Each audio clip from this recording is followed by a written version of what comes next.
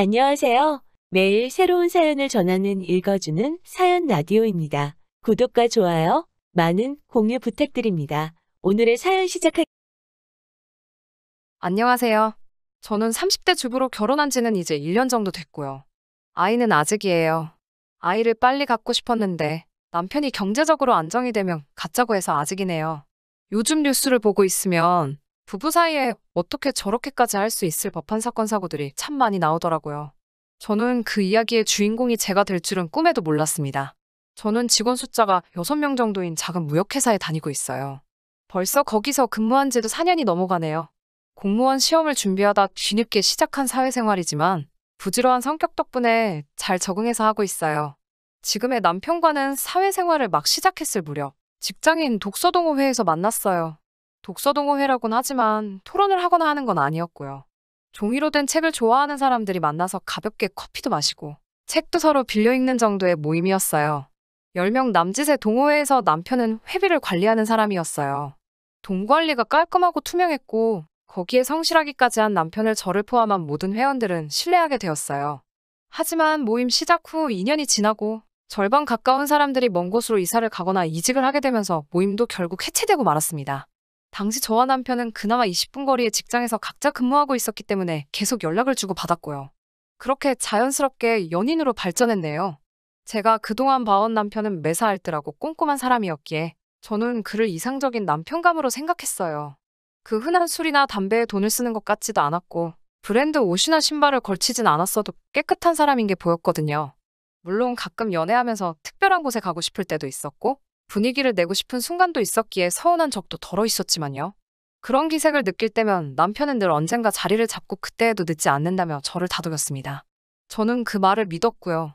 그렇게 1년 좀 넘게 연애를 하다가 남편의 우리 같이 살면서 미래를 준비하면 어떻겠냐는 프로포즈에 제가 좋다고 하면서 결혼까지 하게 된 거죠.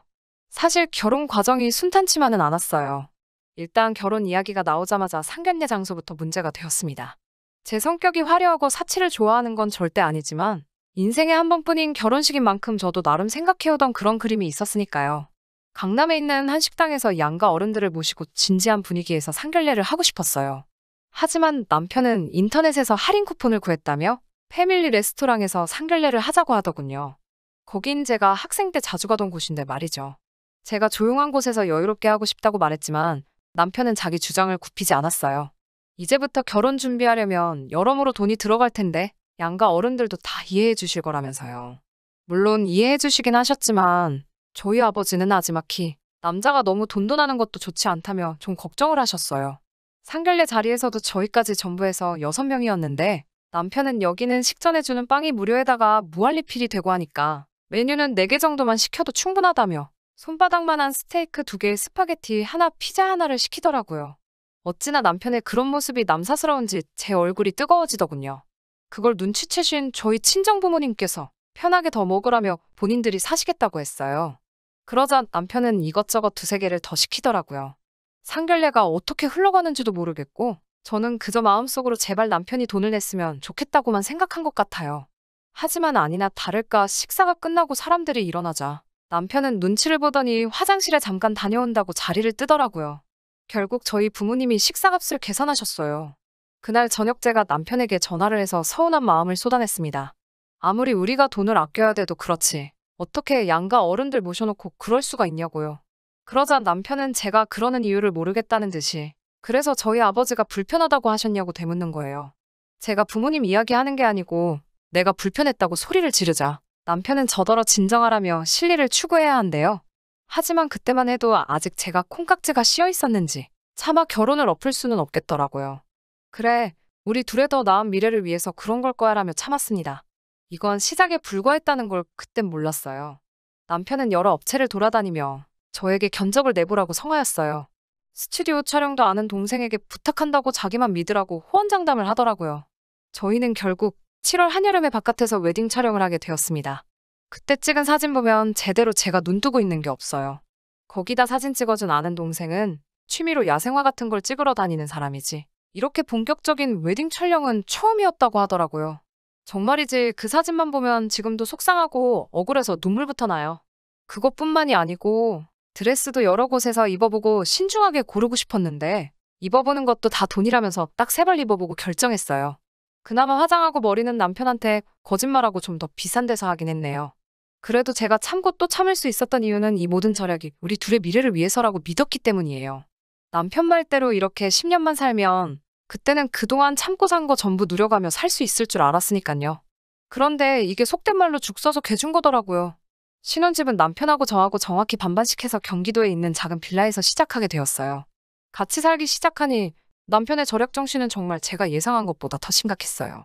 일단 안 쓰는 코드는 하나라도 꽂혀 있으면 안 되더라고요. 심지어 TV도 안 볼 때마다 빼놔야 되고요. 핸드폰 충전기도 그냥 꽂혀 있으면 안 돼요. 화를 내거나 그러는 건 아니지만 들으란 듯이 한숨을 푹푹 쉬며 그걸 다 뽑고 다니니 너무 신경이 쓰이고 짜증이 나더라고요.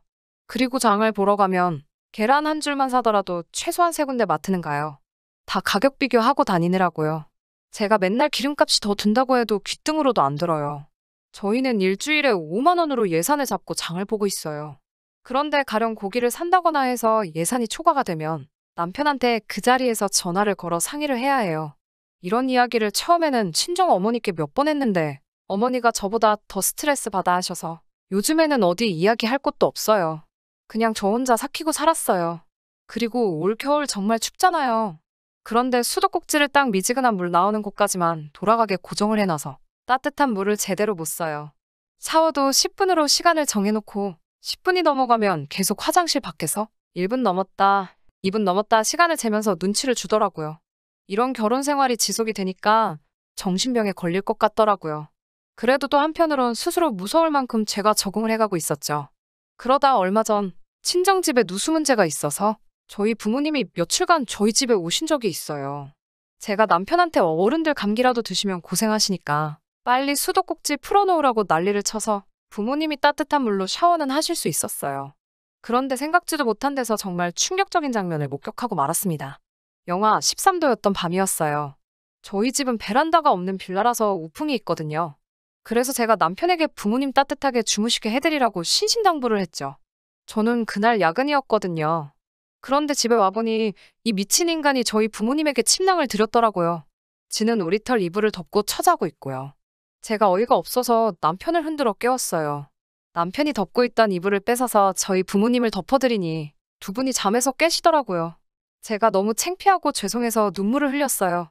그러자 저희 부모님은 웃는 얼굴로 강서방이 많이 쪼잔하고만 일하며 씁쓸한 미소를 보이시더라고요. 저는 부모님이 들으실까봐 남편에게 크게 소리도 못 지르고 바로 인근에 호텔을 예약해 두 분을 그리 모셨어요. 부모님이 호텔로 가신 뒤 저는 처음으로 남편에게 악을 쓰며 달라들었습니다.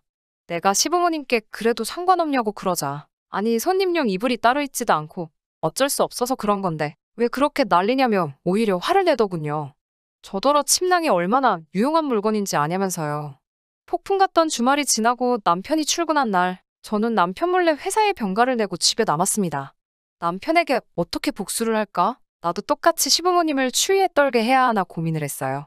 멍청하고 생각 없는 짠돌이 남편이 문제지 사실 시부모님이 무슨 죄가 있겠어요. 저는 중고물품 파는 곳에다가 저희 부부가 쓰던 퀸사이즈 침대를 무료 나눔한다고 글을 올렸습니다. 파는 것도 귀찮고 남편이 오기 전에 없애버리고 싶은 마음뿐이었거든요. 결혼할 때 샀으니 거의 새 거나 마찬가지였어요. 글을 올리기가 무섭게 몇 사람이 앞다투어서 가져가겠다고 하더군요.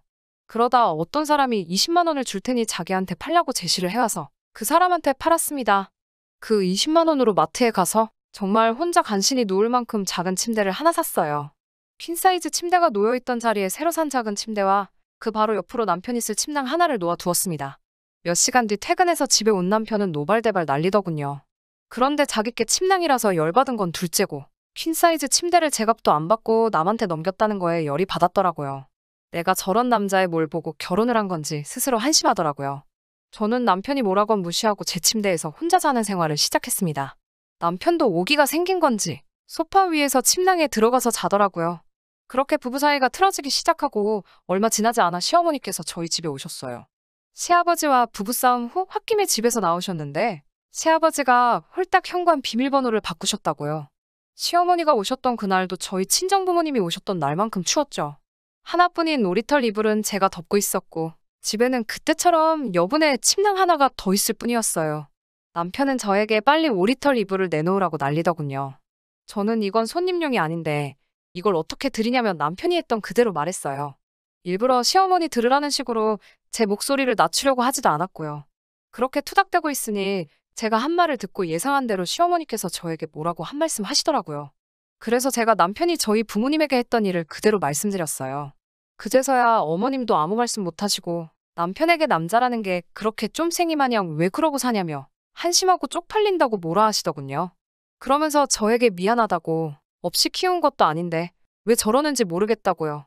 저는 시어머니의 사과에도 불구하고 어른 공경할 줄 모르고 돈 몇 푼 때문에 시간 낭비를 일삼는 멍청한 남편과는 더 이상 살고 싶지가 않더라고요. 그래서 조금은 충동적으로 남편에게 이혼하자고 얘기했어요. 사실 이때 남편이 저에게 진심으로 사과했으면 이혼 도장까지는 찍지 않았을 수도 있어요. 그런데 남편이 또 이혼도 돈 드는 거 모르냐며 왜 돈쓰리를 자꾸 만드냐고 한숨을 쉬더라고요. 그 한숨을 들으니 제 이성의 끈이 끊어지는 것 같더군요. 그 다음날 이혼 전문 변호사를 만나 물으니 이런 것도 이혼 사유가 될 수 있고 남편의 귀책 사유가 될 수 있다고 하더라고요. 그런데 그 변호사 말이 진짜 짠돌이들은 이혼도 돈 생각하느라 못하니까 그 점을 무기로 잘 생각해서 써먹어보라고 하더라고요. 그래서 남편과 이혼하기 전에 일단 재산적 가치가 있는 건 조금씩 정리를 하려고요. 정말 개고픈 물 때까지 집안 물건 하나씩 헐값에 정리하려고 합니다. 들어주셔서 감사합니다. 긴 이야기 들어주셔서 감사합니다. 오늘의 사연은 여기까지입니다. 구독과 좋아요, 알람 설정해주시면 앞으로 더 좋은 사연으로 찾아오겠습니다. 감사합니다.